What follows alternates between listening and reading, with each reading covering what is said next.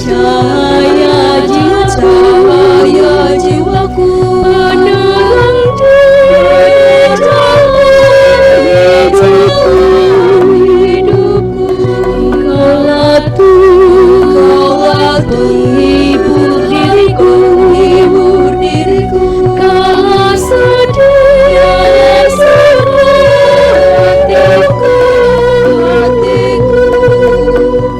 Hanya padamu Tuhan harapku tak kupautkan.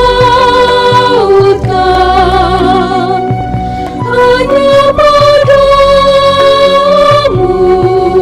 Tuhan hidupku akan kuserahkan. Ketika melanda hidupku, berlindung pada Tuhan. Apabila menimpa jalanku, bersandar pada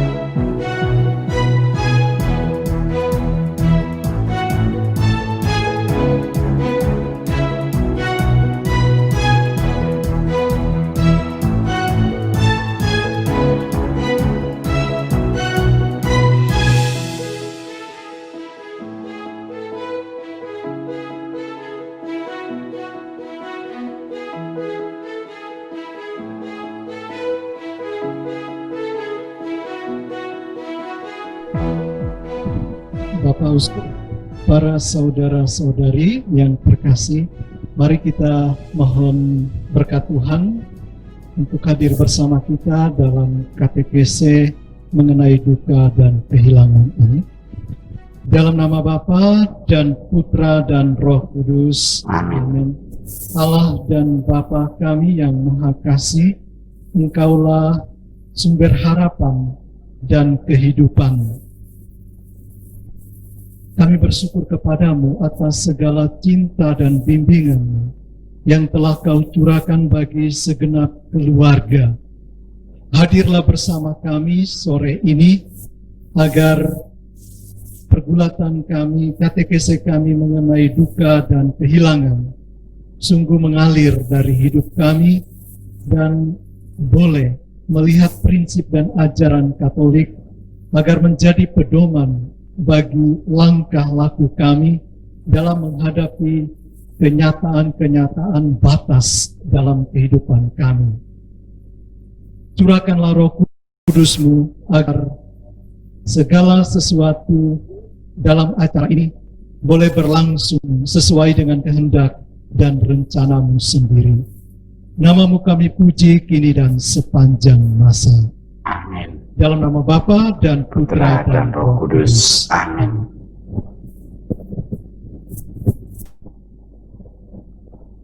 Selamat malam pemirsa Hidup TV dimanapun Anda berada.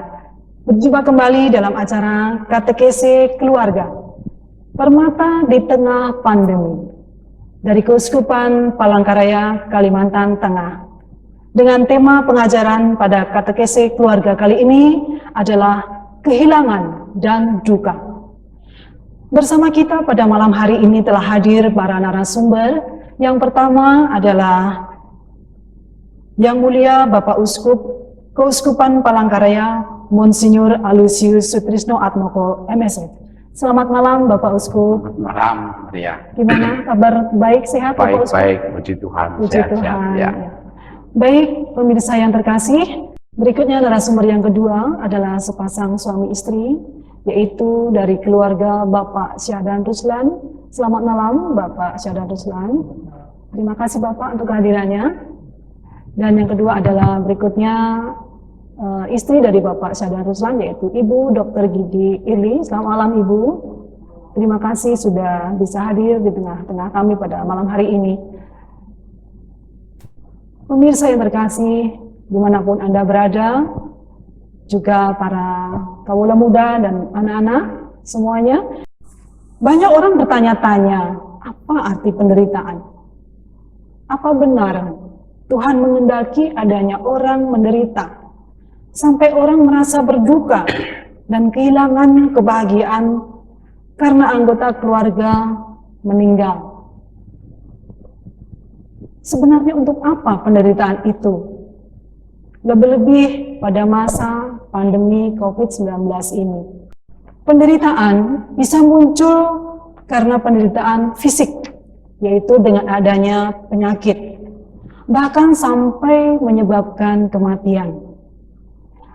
Ada juga penderitaan dalam bidang ekonomi, sehingga penghasilan keluarga menjadi menurun. Semua anggota keluarga mengalami kesulitan ekonomi, sehingga harus berpikir bagaimana cara untuk bisa menyambung hidup. Kemudian ada juga kedukaan karena kehilangan pekerjaan atau pemutusan hubungan kerja atau dirumahkan dari perusahaan, sehingga keluarga tersebut tidak memiliki pemasukan yang jelas lagi, sehingga ekonomi dari keluarga tersebut sangat terganggu. Lalu bagaimana kita sebagai umat beriman, keluarga-keluarga Katolik harus bersikap dalam situasi seperti sekarang ini? Bapak Ibu hadirin pemirsa yang terkasih dalam Kristus, kita akan mencoba merenungkannya dengan pencerahan dari sabda Tuhan sebagai dasar iman kita, yang diambil dari bacaan kitab suci yang akan disampaikan oleh Bapak Zahdan Ruslan. Dan bacaan Injil yang akan disampaikan oleh Romo Thomas Ehe Tuhan Projo. Kami persilakan.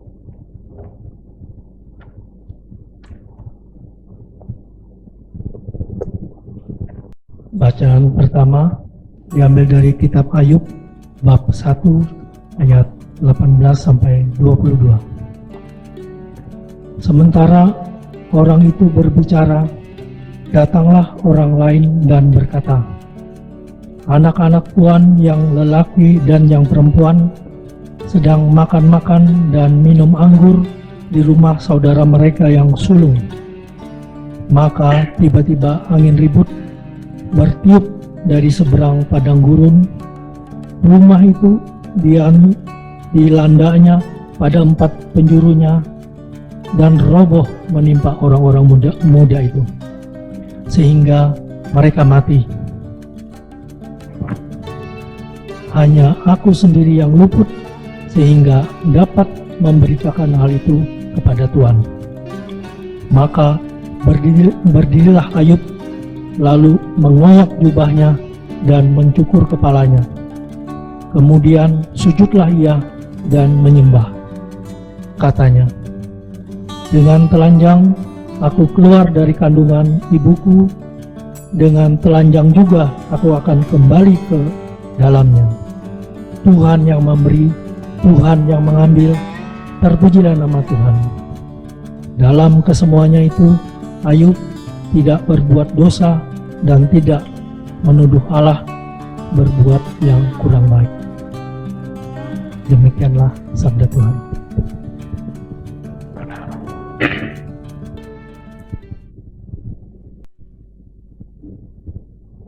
Kita mendengarkan pembacaan dari Injil Lukas. Tuhan bersamamu Dan bersama rohmu.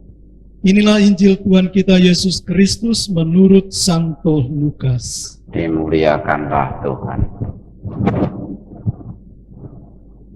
Injil Lukas bab 7 ayat 11 sampai dengan 17. Yesus membangkitkan anak muda di Nain. Kemudian Yesus pergi ke suatu kota yang bernama Nain. Murid-muridnya pergi bersama-sama dengan dia, dan juga orang banyak menyertainya berbondong-bondong. Setelah ia dekat pintu gerbang kota, ada orang mati yang diusung keluar, anak laki-laki, anak tunggal ibunya yang sudah janda. Banyak orang dari kota itu menyertai janda itu. Dan ketika Tuhan melihat janda itu, tergeraklah hatinya oleh belas kasihan. Lalu ia berkata kepadanya, jangan menangis. Sambil menghampiri usungan itu, ia menyentuhnya. Dan sedang para pengusung berhenti, ia berkata, hai anak muda, aku berkata kepadamu, bangkitlah. Maka bangunlah orang itu dan duduk dan mulai berkata-kata. Dan Yesus menyerahkannya kepada ibunya.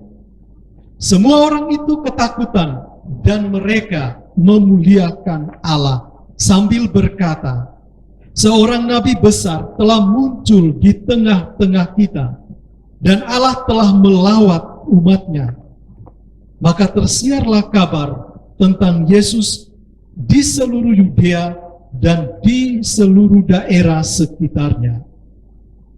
Demikianlah Injil Tuhan. Terpujilah Kristus. Pemirsa Hidup TV yang berbahagia dimanapun Anda berada, demikianlah tadi telah disampaikan pembacaan kitab suci, dilanjutkan dengan pembacaan Injil. Marilah kita semua, pemirsa, kita akan mengadakan diskusi atau bincang-bincang bersama dengan para narasumber yang sudah hadir di hadapan kita semua pada malam hari ini. Yang pertama mungkin langsung kepada Bapak Uskup, ya, Bapak Uskup, dari kedua bacaan tadi, apa sebenarnya yang mau dipesankan oleh penginjil dengan kisah janda di Naim yang anak laki-lakinya tunggal ini? Baik, kisah ini mau menawarkan dan mengajak kita untuk merenungkan terutama tentang perhatian Yesus terhadap seorang yang malang dalam keluarganya. Ia sudah janda, hanya mempunyai satu anak laki-laki, dan kemudian anak laki-laki itu meninggal. Kita bisa membayangkan bahwa seorang janda yang dalam perjanjian lama dikategorikan sebagai orang yang lemah, yang harus dilindungi. Dan ketika sudah mempunyai anak laki-laki, kemudian meninggal, maka dia kehilangan dua hal. Yang pertama, kehilangan anaknya, dan yang kedua, kehilangan masa depannya. Karena seharusnya janda itu, karena suaminya sudah meninggal, bertumpu pada anak laki-lakinya ini. Namun, karena dia meninggal, lalu hilanglah harapan itu. Nah, dalam kisah tadi, ketika sudah sampai di gerbang kota, Yesus kemudian melihat arak-arakan itu dan kemudian bertanya, ini ada apa? Dan kemudian diketahui bahwa ini adalah arak-arakan jenazah anak laki-laki dari janda itu. Kita bisa membayangkan bahwa Yesus sungguh-sungguh tergerak hatinya ketika melihat, mendengar janda kehilangan anak laki-laki satu-satunya. Maka karena ketergerakan hati itulah Yesus kemudian menolong, mendekati jenazah itu dan kemudian mau menjadikan anak itu hidup kembali. Dan memang dengan sabda Yesus, bangkitlah, maka bangunlah anak itu dan duduk. Itulah bahan yang sangat mendasar yang bisa kita renungkan dan kita lanjutkan untuk kita tindak lanjuti apa yang kita bisa buat sebagai murid Yesus untuk membantu memperhatikan keluarga-keluarga yang malang dan miskin tadi. Kiranya itulah bahan renungan dari Injil. Baik, terima kasih Bapak Uskup. Tapi tadi dari penjelasan Bapak Uskup, kemudian dari bacaan Injil, Tuhan kenapa memilih janda tersebut ya? Allah menimpakan penderitaan yang begitu berat kepada seorang janda. Padahal kita tahu bahwa dia sudah tidak punya pasangan ya Bapak Uskup ya, tidak punya suami, kemudian punya anak juga satu-satunya. Sebenarnya mengapa sih Allah menimpakan penderitaan yang begitu berat kepada janda tersebut? Ya, benar bahwa secara manusiawi kita bisa maklumi betapa berat dan betapa besarnya kesedihan janda itu. Dan seluruh keluarga yang hanya terdiri dari ibu dan anak itu sekarang boleh dikatakan setengah hancur. Nah, oleh karena itu, apa sebenarnya yang dimaksud dengan penderitaan itu? Kita kalau mendapatkan pencobaan dan penderitaan, saya yakin sebagai orang beriman tidak akan mengatakan bahwa Allah mencobai saya melebihi kekuatan saya. Itu pasti tidak. Yang paling pokok adalah bahwa kita harus tetap beriman kepada Yesus yang ternyata pada waktunya itu menolong. Itulah yang saya kira penting untuk kita sadari ketika kita dalam situasi yang sangat sedih, menderita, ternyata berdasarkan kisah tadi kita bisa mengerti Allah memberi pertolongan pada waktunya. Sekali lagi, asal kita tetap bersandar, berpasrah, dan berani menyerahkan penderitaan kepada Allah, menyatukannya dengan penderitaan Yesus, maka penderitaan yang dialami itu memiliki makna, arti, dan hidup untuk beriman. Seperti halnya Santo Paulus pernah mengatakan, Allah menghibur kami dalam segala penderitaan kami, sehingga kami sanggup menghibur mereka yang berada dalam bermacam-macam penderitaan dengan penghiburan yang kami terima dari Allah. Jadi kalau kita meyakini bahwa Allah menghibur kita, kita lalu bisa juga meneruskan penghiburan perhatian itu pada keluarga yang menderita. Oleh karenanya, berhadapan dengan kematian yang diakibatkan oleh penderitaan, penyakit, dan lain-lain, kita pun ingin agar perhatian untuk mendampingi keluarga yang menderita itu kita laksanakan. Dan kita juga pernah dalam Injil Yohanes tentang Lazarus, ya, yang juga dibangkitkan oleh Yesus. Katakan di sana, ketika Yesus mendengar kabar bahwa Lazarus meninggal, ia berkata, penyakit ini tidak akan membawa kematian, tetapi akan menyatakan kemuliaan Allah. Sebab oleh penyakit itu, anak Allah akan dimuliakan. Jadi oleh penyakit anak itu, Allah akan dimuliakan. Sama dengan janda tadi, justru penderitaan memiliki arti yang mendalam kalau kita kaitkan dengan penderitaan Kristus. Saya kira intinya ada di situ. Baik, terima kasih Bapak Uskup untuk segala penyampaiannya, uraiannya begitu jelas bahwa Tuhan Yesus tidak pernah meninggalkan kita. Tadi Bapak Uskup sudah memberikan kutipan dari Injil, dari mana juga contoh tentang Lazarus yang dibangkitkan dari Injil Yohanes 11 ayat yang keempat. Saya yang terkasih dalam Kristus, kita juga akan mendengarkan sharing singkat dari seorang ibu yang mengalami juga kedukaan.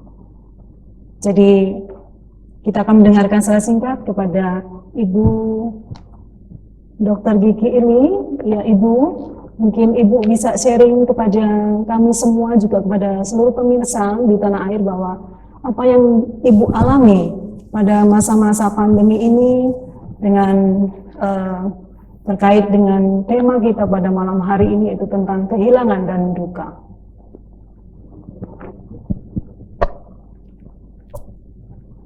Ya, terima kasih. Pertama-tama, pada saat pandemi ini, memang kami semuanya tinggal berjauhan, jadi kami tidak bisa saling mengunjungi. Terus yang pertama-tama kali pada waktu itu adalah saudara sepupu saya. Saudara sepupu saya, Dr. Gigi Gunawan. Dia dirawat mulai dari akhir Maret sampai akhirnya meninggal tanggal 4 April. Menjadi pasien yang pertama kali meninggal di Banjarmasin dengan COVID-19. Itu sudah membuat kami seluruh saudara berduka sekali, termasuk ayah saya, karena kan yang paling sering datang mengunjungi Papa adalah sepupu saya ini, karena sama-sama di Banjarmasin.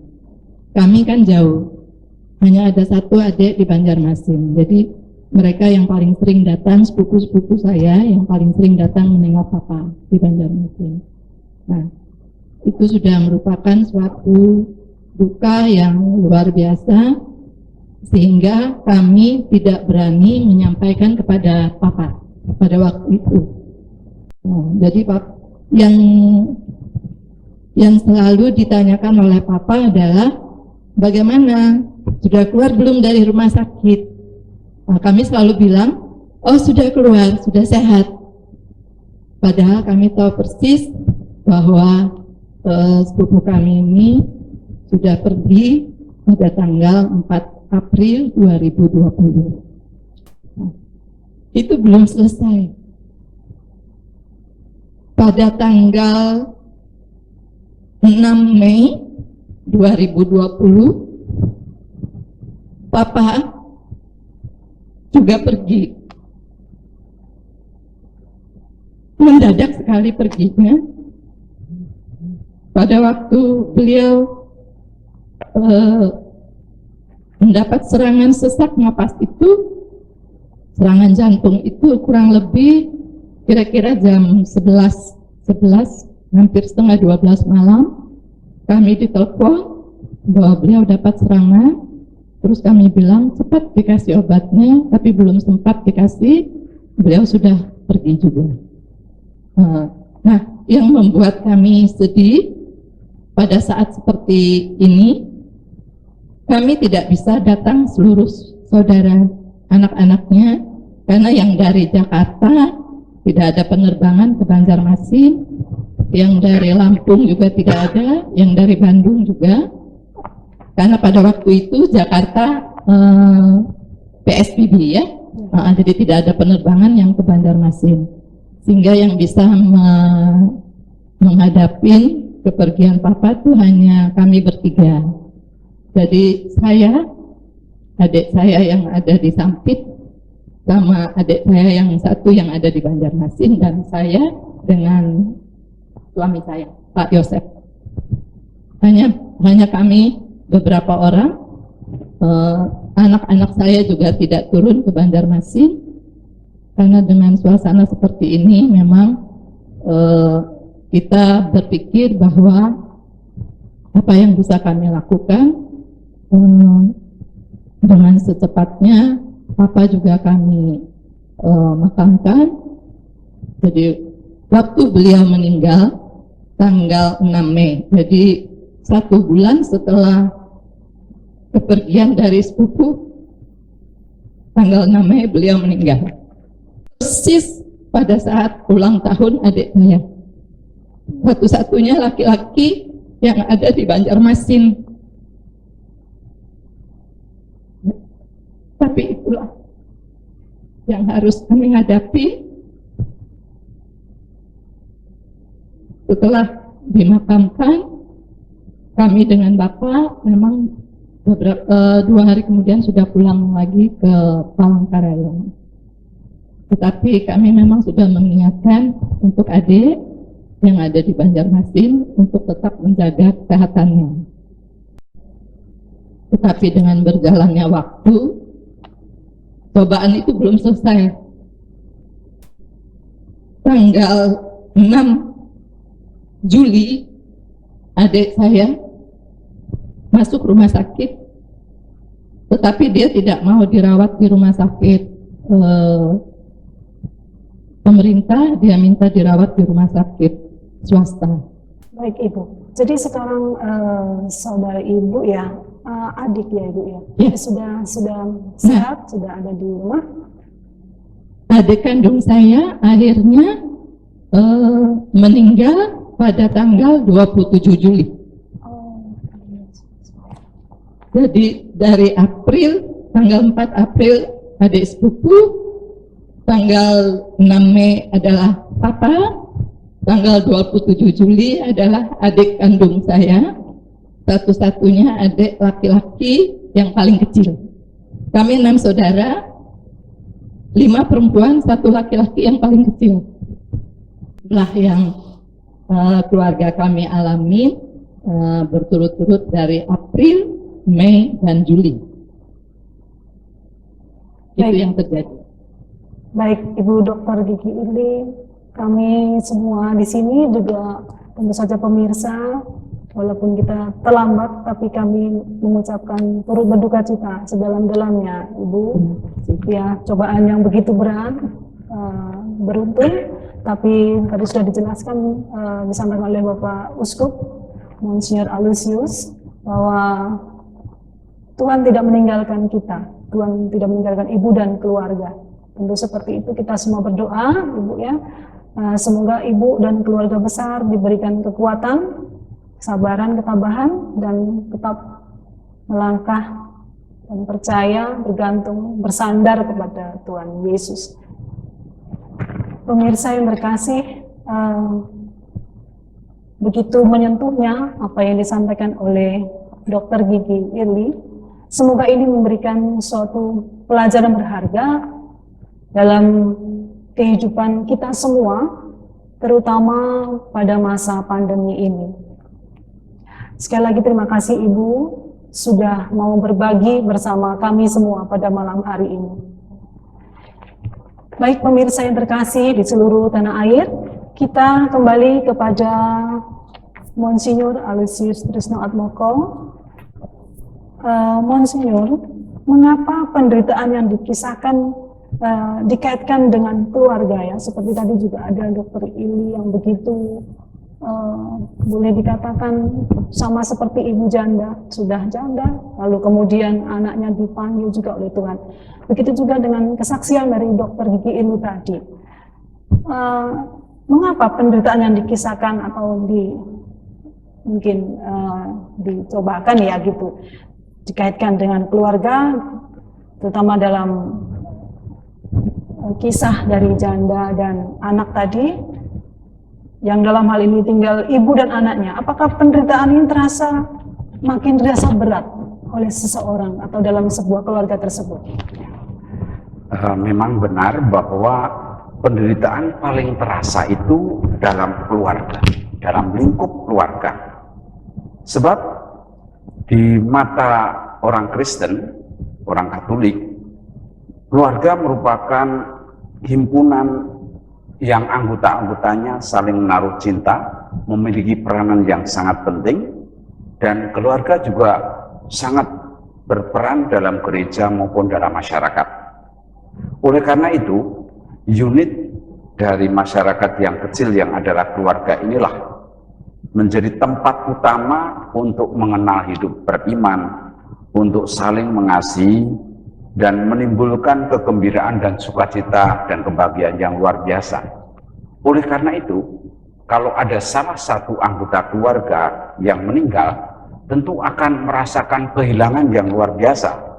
Itulah sebabnya mengapa yang dipakai kisah tentang janda dan anak laki-laki tadi.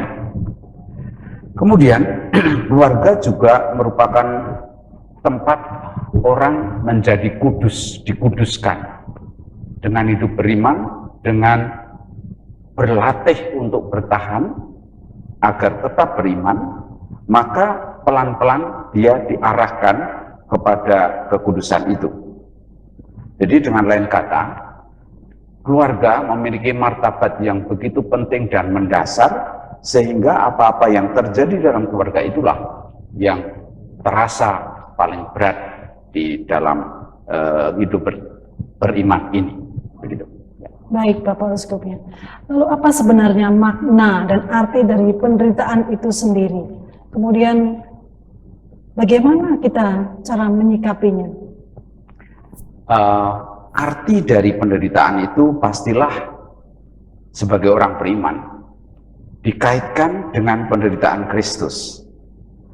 Saya bisa mengambil sebagai hal yang kecil demikian.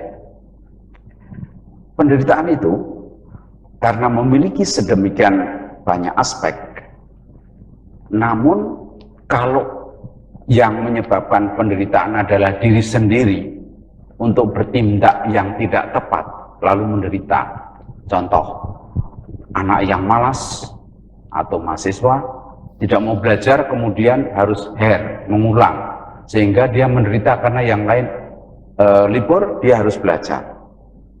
Juga kalau ada yang dikarenakan malas tidak mau bekerja, lalu keluarganya miskin, ya seluruh keluarga akan menderita karena kemiskinannya itu. Jadi itu yang harus dilihat dulu, apa alasan untuk menderita itu. Sedangkan kalau penderitaan itu dikaitkan dengan kebahagiaan orang lain karena pengorbanan, seperti dicontoh teladankan oleh Yesus itu, maka itulah yang memiliki arti dan makna. Dan ketika terjadi penderitaan yang luar biasa pada keluarga, contoh yang kita dengar itu dari Ayub tadi ya. Semua anak-anaknya meninggal, kemudian ternaknya habis, dan Ayub merasa memang tidak berdosa, tetapi mendapat pencobaan yang begitu berat. Akhirnya sikap Ayub inilah yang tadi dibacakan adalah Tuhan yang memberi, Tuhan yang mengambil, terpujilah nama Tuhan. Inilah sikap iman yang sangat tepat ketika semua sudah tidak bisa dipikir lagi kok sampai bisa begitu. Akhirnya pasrah kepada Tuhan. Tuhan yang memberi, Tuhan yang mengambil, terpujilah nama Tuhan. Itu luar biasa sikap imannya, ya. Begitu. Iman yang begitu sudah kuat ya Bapak Uskup. Ya. Kemudian lalu apa ya? Konsekuensi dari penderitaan itu pada akhirnya itu apa Bapak Uskup ya? Penderitaan itu pada akhirnya memiliki konsekuensi bermacam-macam, mulai dari pengorbanan. Saya sangat tertarik kepada apa yang disampaikan oleh seorang santo, yaitu Santo Thomas Morus, yang ketika menderita karena membela iman, ya, kemudian dia ditangkap, dimasukkan penjara, seluruh keluarganya ikut menderita. Karena dengan dia ditangkap, dimasukkan penjara, hartanya disita, istri dan anak-anaknya jadi terlantar. Lalu dalam penjara itu, sebelum dia dipenggal kepalanya, dia menulis suatu rangkaian kata yang sangat sederhana, tapi memiliki makna yang sangat dalam.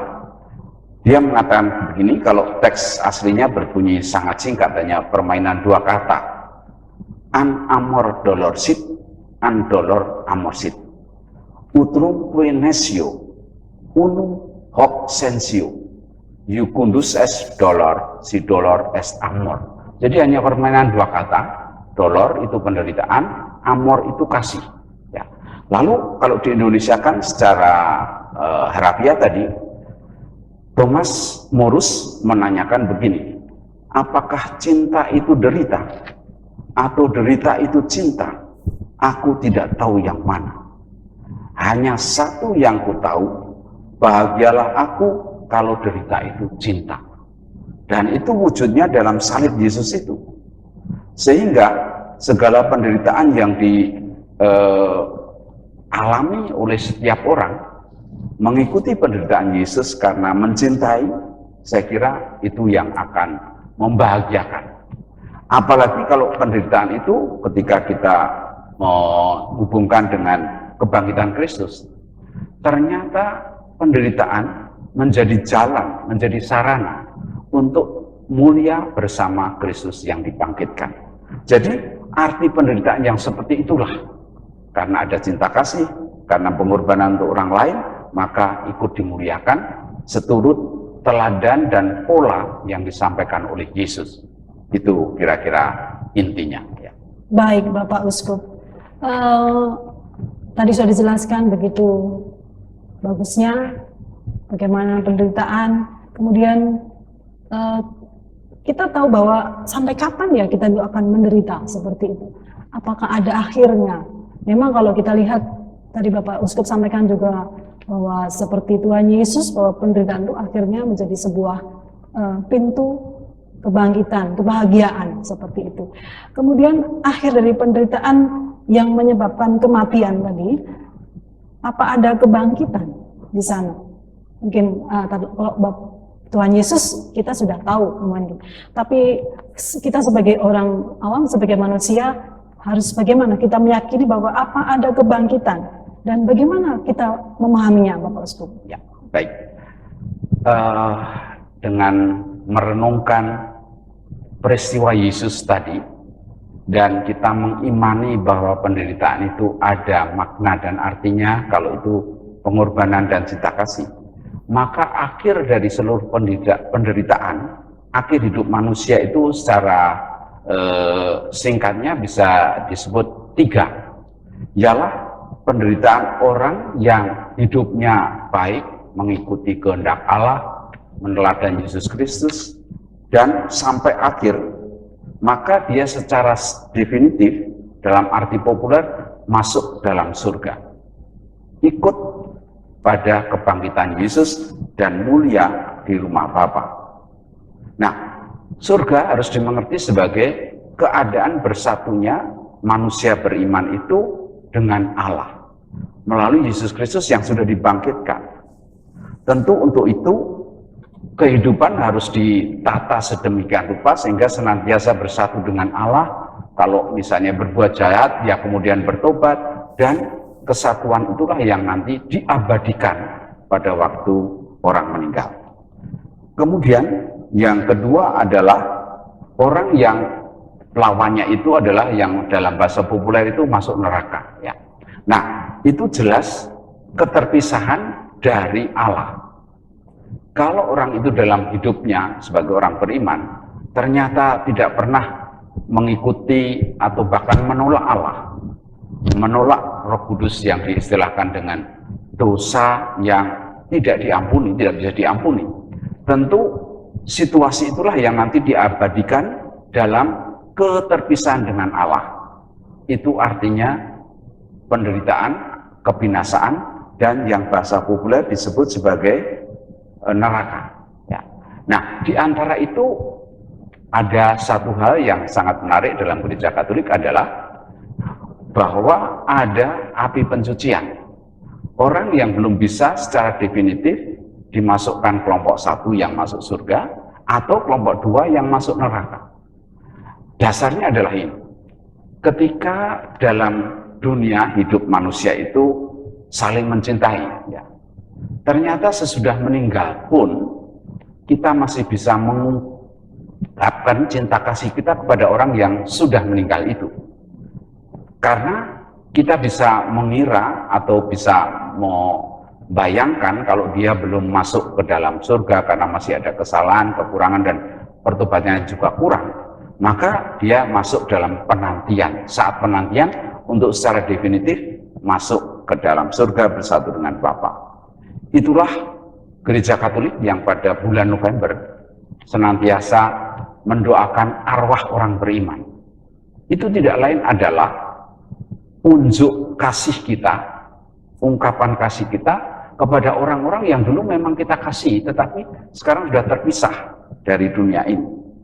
Nah, karena itulah kalau kita sedang mendoakan orang yang sudah meninggal itu, untuk arwah itu, maka pastilah kita membayangkan bagaimana orang itu yang kita cintai, kita doakan dengan intensi misa dan seterusnya, akan mendapatkan hal yang definitif, yaitu bersatu dengan Allah, masuk ke dalam rumahnya.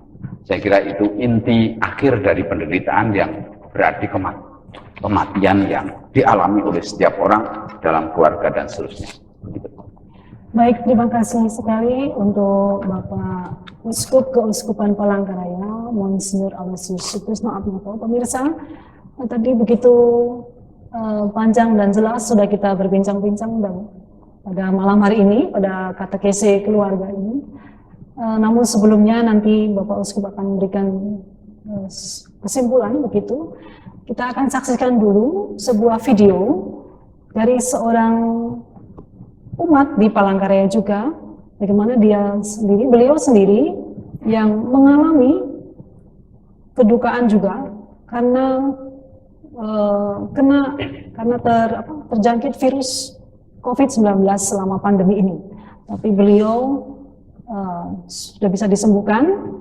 Dan bagaimana ceritanya? Mari pemirsa kita saksikan video berikut ini.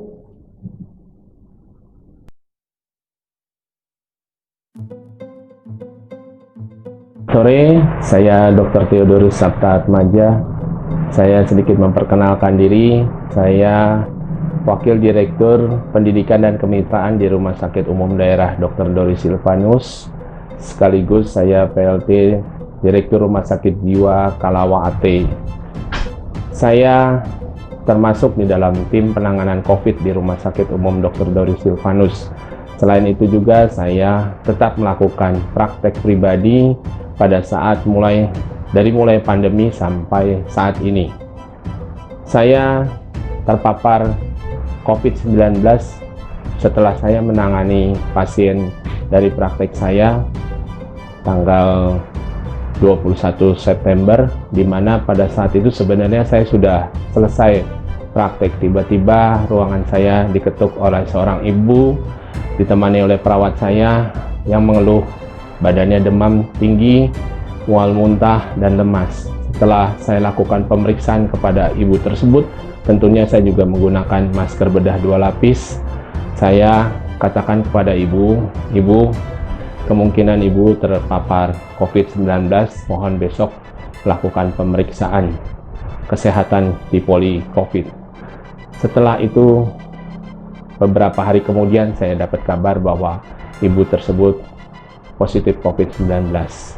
Atas inisiatif saya sendiri, akhirnya saya memeriksakan diri untuk pemeriksaan COVID karena saya tahu banyak orang yang berkontak dengan saya, baik di rumah sakit, baik di keluarga, anak-anak yang ikut di rumah saya, maupun teman-teman saya.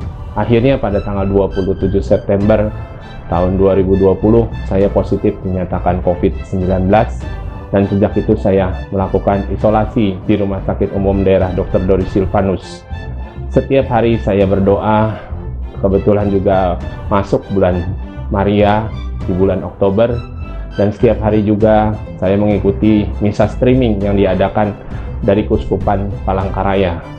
Dan puji Tuhan, pada tanggal 6 Oktober tahun 2020, setelah saya menjalani perawatan di rumah sakit, akhirnya saya dinyatakan sembuh atau swab saya dikatakan negatif.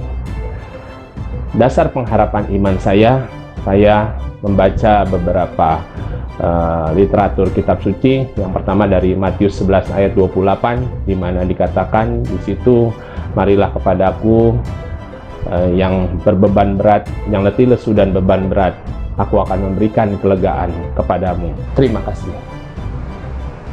Pemirsa Hidup TV yang berbahagia di seluruh tanah air, kini tiba saatnya kita akan mendengarkan mungkin bisa dibilang kesimpulan dari semua yang telah kita pelajari dalam katekesi keluarga pada malam hari ini. Kami persilakan kepada Bapak Uskup untuk menyampaikannya. Ya, baik para pemirsa, katekesi keluarga dengan tema utama permata di tengah pandemi. Kali ini kita merenungkan tentang tema kehilangan dan duka dalam kaitan dengan keluarga. Kalau kita tadi pada awal sudah mendengar bacaan Injil tentang janda yang kehilangan anak satu-satunya, betapa berat penderitaan itu, kehilangan anak dan masa depan. Kemudian kita mencoba untuk merenungkan bagaimana sikap seorang beriman kalau menghadapi penderitaan yang begitu hebat. Dan disitulah kita mengutip apa yang disampaikan oleh Ayub, yaitu Tuhan yang memberi, Tuhan yang mengambil, terpujilah nama Tuhan. Jadi iman itu masih tetap menyatukan, mengaitkan dirinya dalam keadaan apapun pada Tuhan yang memberi dan mengambil, terserah Tuhan. Asal kita tetap bersandar pada Allah dan tetap beriman pada Yesus yang mampu membangkitkan kita. Kemudian akhir dari penderitaan dan seluruh kehidupan manusia tadi sudah saya singgung bagian terakhir, bisa secara definitif bersatu dengan Allah karena senantiasa setia menjalankan sabda-sabdanya dan seterusnya, maka dia secara populer disebut masuk surga. Yang kemudian menolak kebersatuan dengan Allah, memisahkan diri dari Allah, tentu dia menjadi orang yang tidak diselamatkan, menjadi yang dibinasakan, tidak mau bersatu dengan Allah. Nah, di antara itu kita juga masih mengenal istilah yang biasa api pencucian atau purgatorium, itu tempat pembersihan, penyucian. Itu juga mau menunjukkan bahwa cinta kita kepada orang yang ketika di dunia juga kita cintai, ketika meninggal kita doakan, kita memberikan support dalam tanda petik ya, supaya bisa bersatu dengan Allah dan menjadi sempurna bahagia bersama dengan Allah. Nah, oleh karena itu, dari apa yang sudah kita renungkan ini, maka kita berani berpegang teguh pada iman Gereja Katolik berdasarkan Yesus itu, dan kita bisa menghargai segala macam penderitaan asal kita bersikap dengan menggunakan iman yang tepat seperti Ayub, dan juga berani berpasrah pada Yesus yang memberikan makna penderitaan karena cinta, kita disatukan dalam kebangkitan di rumah Bapa. Saya kira itulah yang bisa menjadi sukacita besar bagi kita. Jadi kehilangan dan duka cita itu yang dari keluarga muncul tadi bisa dihapus oleh Yesus karena iman kita kepadanya. Sekian. Baik, terima kasih Bapak Uskup. Pemirsa Hidup TV dimanapun Anda berada yang dikasihi oleh Tuhan kita Yesus Kristus, demikianlah talk show tentang katekesi keluarga dari Keuskupan Palangkaraya, Komisi Keluarga Keuskupan Palangkaraya, dengan tema Permata di Tengah Pandemi dan tema pengajaran kehilangan dan duka telah berakhir. Semoga dapat memberikan pencerahan dan kekuatan untuk kita semua. Kami seluruh tim Komisi Keluarga bekerjasama dengan Komsos Keuskupan Palangkaraya mengucapkan terima kasih kepada para narasumber kita. Yang pertama Bapak Uskup Keuskupan Palangkaraya, Monsinyur Aloysius Sutrisno Atmoko MSF. Terima kasih Bapak Uskup. Juga kepada narasumber Bapak Syahdan Ruslan, terima kasih untuk kehadirannya Bapak. Juga kepada Ibu Dr. Gigi Irli, terima kasih Ibu, tetap semangat Ibu. Baik, amin. Baik pemirsa yang terkasih dalam Yesus, sebelum menutup acara katekesi keluarga dari Palangkaraya pada malam hari ini, kita akan mohon berkat dari Bapak Uskup. Kami persilakan. Bapak, Ibu, dan saudara-saudari yang terkasih, para pemirsa dimanapun Anda berada, sesudah kita merenungkan dengan saksama apa yang kita dengar dari bacaan Injil, dari bacaan Perjanjian Lama, dan semuanya itu, dan sudah sedikit banyak ada bahan pembelajaran dari ajaran gereja, maka agar kita dapat menjalankan, mewujud nyatakan dalam kehidupan sehari-hari dengan kekuatan sepenuh-penuhnya itu, marilah kita mohon berkat Tuhan. Tuhan bersamamu Dan bersamamu. Semoga kalian semua dengan seluruh keluarga, hidup, karya, harapan, dan cita-cita saudara-saudari sekalian dilindungi, dibimbing, dan diberkati oleh Allah yang Maha Kuasa, Bapa dan Putra dan Roh Kudus. Amin. Terima kasih Bapak Uskup. Dengan demikian acara katekesi keluarga pada malam hari ini telah selesai. Terima kasih dan sampai jumpa.